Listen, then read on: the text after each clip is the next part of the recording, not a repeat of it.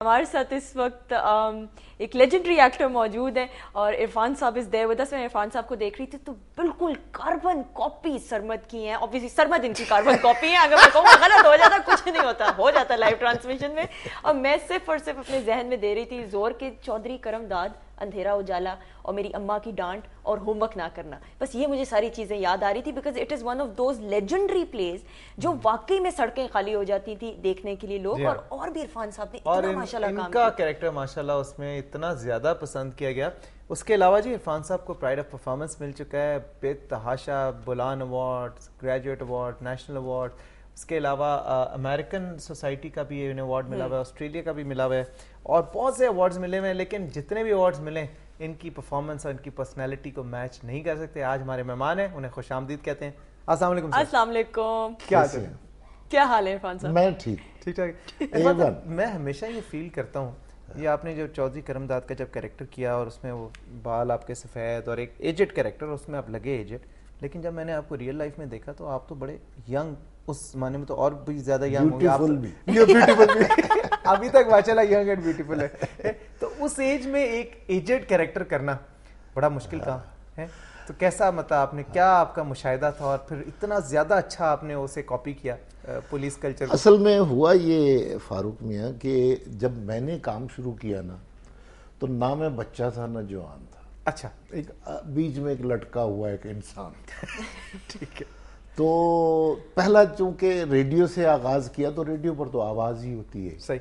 उसके बाद फिर थिएटर मैंने जब किया तो उसमें पहला ड्रामा था मेरा लड़की एक शर्मीली सी, जिससे औरंगजेब जो अब भी काम कर रहे हैं ईशाई के नाम से ना, ईशाई जो है, और मरहुमा नजमा महबूब और मैं, हम तीनों फर्स्ट टाइम थे उस ड्रामे में। आप हीरो थे? नहीं नहीं नहीं नहीं, नहीं मैं नौकरी था। तो वो चूंकि मज़ाहिया रोल था तो मेरी ना दाढ़ी मूछ थी और ना मैं बच्चा था। तो अब मैंने कहा कि क्या किया जाए कुछ, तो और नईम ताहिर उसके डायरेक्टर थे, तो मैं बड़ा डरा रहा और दिल में मेरे ये था कि मैं बड़ा अच्छा करूं ये रोल।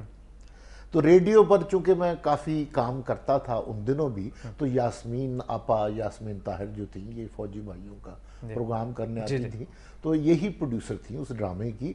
तो इन्होंने मुझे कहा तुम थिएटर में काम करो, तो नईम साहब डायरेक्टर थे। तो वो मैं कुछ डरा और सहमा रहा, और जब बिल्कुल एक दिन रह गया तो मैंने नईम साहब से कहा, नईम साहब मैं ऐसे ओल्ड कैरेक्टर बना लूँ? उन्होंने कहा उससे क्या होगा? मैंने कहा मैं बड़ा ठीक करके करूँगा ये। अच्छा। तो वो मैं पहले दिन ही सफेदी लगा के तो मैं चला गया। तो थिएटर में तो एक स्टैटिक एक ही फ्रेम होता है, वहाँ पता नहीं चलता ज्यादा। ये टीवी में और फिल्म में होता है कि पता चल जाता है कि ये बना हुआ बूढ़ा है। तो लिहाजा वो मैंने बूढ़े का किरदार पहले दिन ही किया। तो फिर उसके बाद खुद से आपने समझा कि आप बूढ़े के कैरेक्टर में ज्यादा बेहतर? हाँ हाँ हाँ, वो थिएटर के लिए। अच्छा। तो इरफान अली फिर इरफान खुसट हो गया, और ये खुसट हमारा खानदानी नाम है। तो सुनने में जो आया कि मेरे अब्बा ने भी पहला रोल जो किया था वो बूढ़े का ही किया, तो वहां से उनका नाम तो खुसट पड़ गया था। तो मैंने भी इत्तेफाक से ये बूढ़े का ही कर लिया। अच्छा, ये बुड्ढा खुसट वाला? हाँ, वही बुड्ढा खुसट जो होता है। अच्छा, यूजुअली होता है ना, लोग नहीं घबराते हैं, कहते हैं बुड्ढे का रोल नहीं करना या बूढ़े का नहीं करना कि फैन फॉलोइंग में औरतें जो है वो ज्यादा फैन नहीं बनेंगी और मसला मसाइल आ जाएंगे। तो आपने तो बड़ा बोल्ड स्टेप ले लिया। हाँ, नहीं नहीं, बोल्ड बेटा स्टेप इसलिए था कि कुछ और कर नहीं सकता था मैं, और जिम्मेदारियां ज्यादा थी। तो मैं तो ऐसे ही धक्के से आ गया इस फील्ड में, और चाहता भी यही था क्योंकि अब्बा मेरे इसी फील्ड में थे। सही सही, बिल्कुल बिल्कुल। तो मैं चाहता भी यही था, अंदर छुपा छुपा मेरे एक शौक था कि मैं एक्टर बनूं। अच्छा इरफान साहब, आपने हर फील्ड में काम किया, रेडियो में भी किया, स्टेज पे भी किया, ड्रामास भी किए, फिल्में आपने बहुत सी की, एज एन आर्टिस्ट की, और फिर एज अ प्रोड्यूसर भी किया आपने। जी जी। 2 फिल्में आपने, मेरा ख्याल 2 फिल्में बनाई। एक फिल्म सुपर हिट थी जो कि अल्लाह की रहमत उसमें शामिल थी, डायरेक्टर हवलदार। जी हाँ, और मेरी वजह से वो हिट हो गई। और दूसरी को मैं ही लेट हुआ। अच्छा, क्या वजह थी? वो मेरी ही वजह से फेल हो गई। क्यों? वो उसमें मैं एक्सेस था।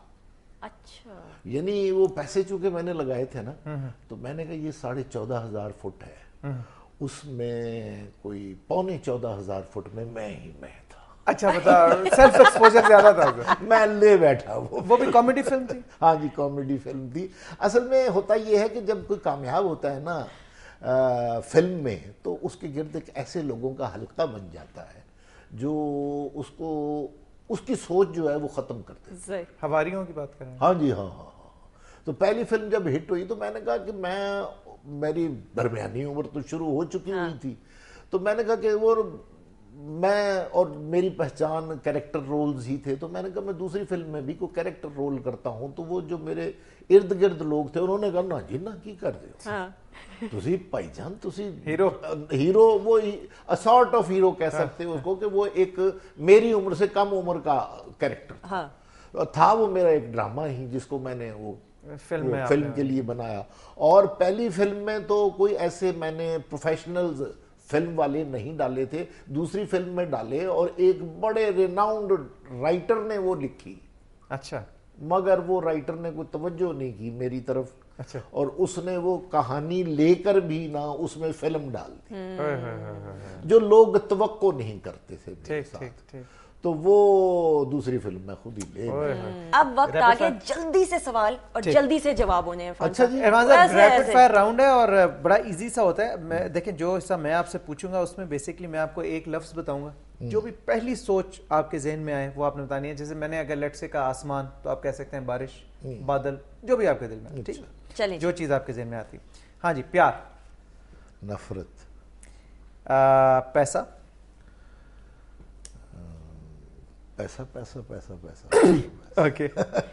तालीम, तालीम, काबिलियत, ओके। शादी, दो दफा बारिश, धूप, ओके। जिंदगी, मौत, दोस्त, दुश्मन, खानदान, खानदान,